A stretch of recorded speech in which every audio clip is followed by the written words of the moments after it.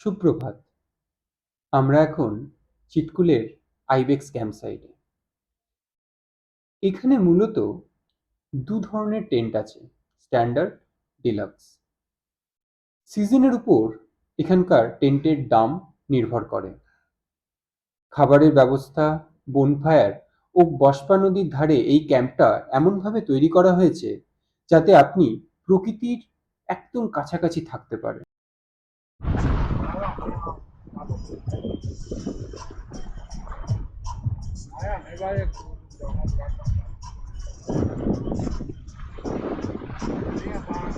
আজ আমাদের গন্তব্য চিটকুল থেকে টাবো।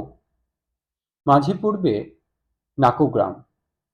পুরো রুটটাই ভারতের অন্যতম দুর্গম পথগুলোর মধ্যে একটি। Distance around 175 kilometres. সময় লাগবে প্রায় 7 থেকে 8 ঘন্টা মতন।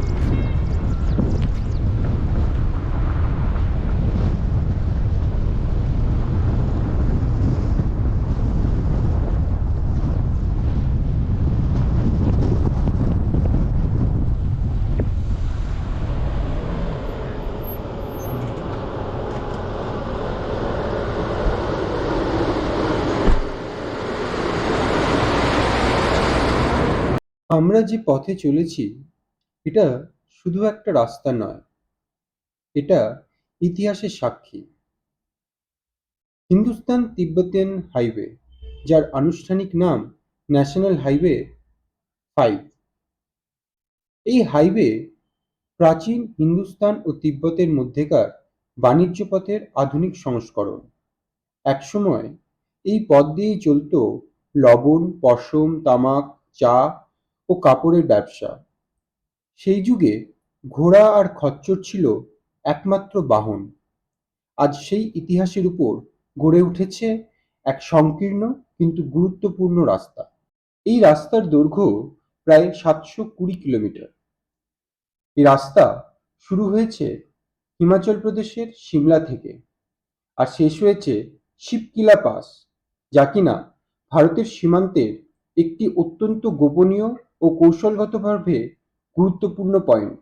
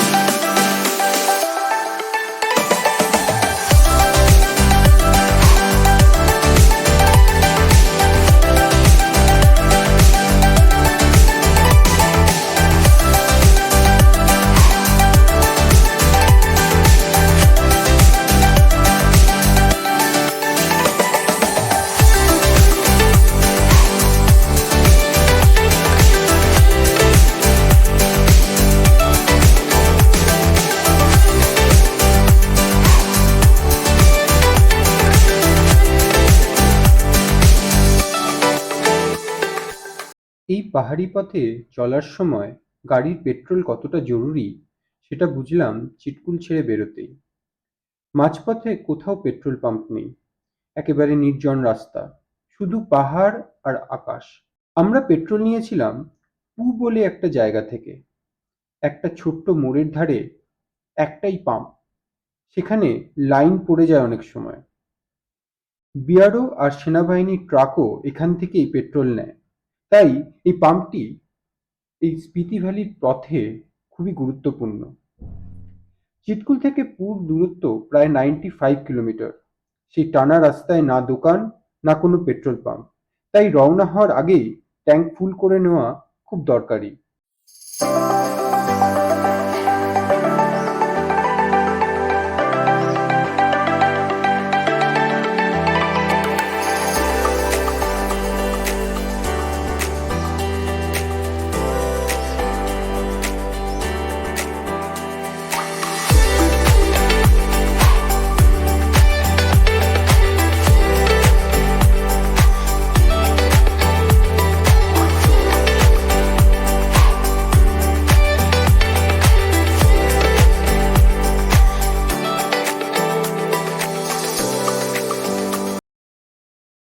আমরা পৌঁছেছি খাব ব্রিজে।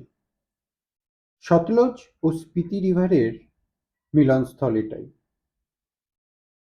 এখানেই প্রথমবারের মতো সতলজ নদী ভারতের ভূভাগে প্রবেশ করে। তিব্বতের মানস সরোবর থেকে উৎপত্তি এই সতলজ রিভার ইন্দো তিবেতিয়ান হাইওয়ের ঠিক পাশ দিয়ে বয়ে এই খাব ব্রিজের এখানেই প্রথম মিলিত হয় স্পিতি রিভারের সাথে। এই ব্রিজটাই হলো সেই পয়েন্ট যেখান থেকে রাস্তা দুদিকে ভাগ হয়ে যায়। একদিকে রিকম্পিও, অন্যদিকে নাকো, গুয়ো ও টাবু যাওয়ার পথ।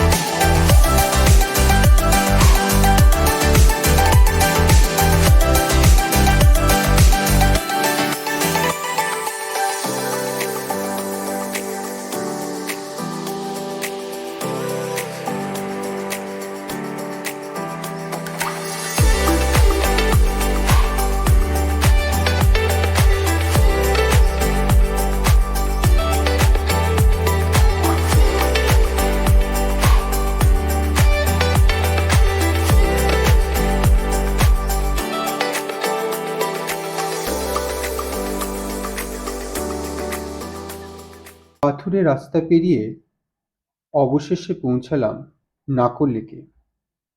স্পিতি ভ্যালির ছোট্ট নির্জন একটি গ্রাম নাকো। সমুদ্রপৃষ্ঠ থেকে প্রায় 3600 মিটার উচ্চতায় অবস্থিত এই নাকো লেক মূলত হিমবহ গলা জলে পুষ্ট। বছরের একটা সময় যখন বরফে ঢেকে যায় তখন এটাকে দেখে মনে হয় যেন এক উইন্টার ওয়ান্ডারল্যান্ডে আমরা এসে পৌঁছেছি।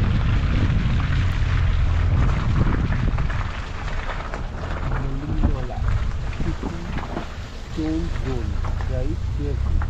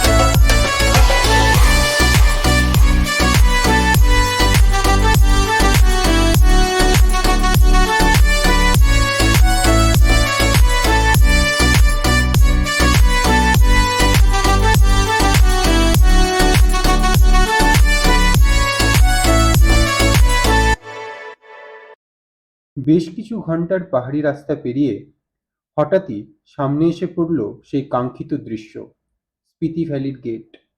সামনে বড় অক্ষরে লেখা, ওয়েলকাম টু স্পিতি ভ্যালি। আর আমরা দাঁড়িয়ে আছি সেই মরুভূমির দোরগোড়ায়, যেটাকে বলে মিনি তিব্বত। দুপুরের আলোয় চারপাশ পাহাড়ি সোনালি হয়ে উঠেছে। কোথাও সবুজ নেই, শুধু ধূসর পাথর, নীল আকাশ আর তিব্বতী সংস্কৃতির হাওয়া। পাহাড়ের গা বেয়ে বয়ে চলেছে স্পিতি নদী। আর আমরা চলেছি আমাদের আজকের গন্তব্য টাবোর দিকে।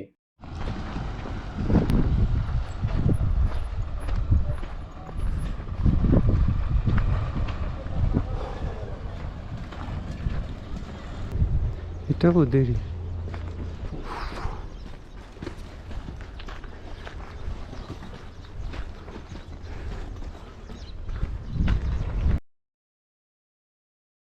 আসুন ঘুরে দেখি টাবোতে আমাদের ইকো হার্ট হোমস্টের প্রাঙ্গণ।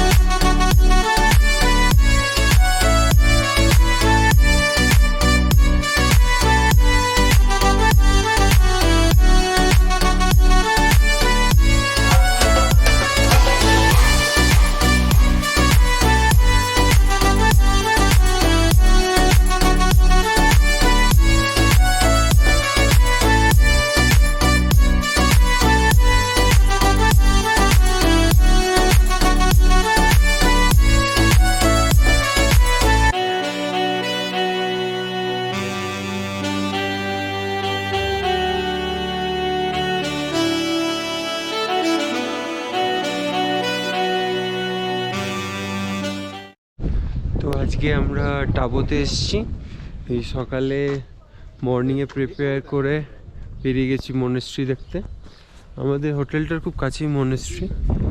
আর এইটা হচ্ছে গেট, টাবোর গেট। টাবোর গেট দিয়ে ঢুকে এইখানে হচ্ছে মনেস্ট্রি। আর আমাদের যে রাস্তাটা আছে হোটেলে যাওয়ার, সেটা হচ্ছে এখান দিয়ে। এখানে একটা ছোট্ট হেলিপ্যাড আছে, আর হেলিপ্যাড দিয়ে বাঁদিকে ডান দিকে গেলেই আমাদের হোটেল। হোটেলটা আমি পরে দেখাচ্ছি, এখন চলুন দেখে আসি মনেস্ট্রি। স্পিতি ভ্যালির শুষ্ক পাথুরে উপত্যকার এক কোণে দাঁড়িয়ে আছে হাজার বছরের পুরনো এক নিঃশব্দ সাক্ষী, টাবো মঠ। হিমালয়ের বুকে বসে থাকা এক প্রাচীন আধ্যাত্মিক আলো। এই মঠটি প্রতিষ্ঠিত হয়েছিল 996 খ্রিস্টাব্দে। তিব্বতী বৌদ্ধ গুরু রিনচেন জাংপো এই মঠ তৈরি করেছিলেন।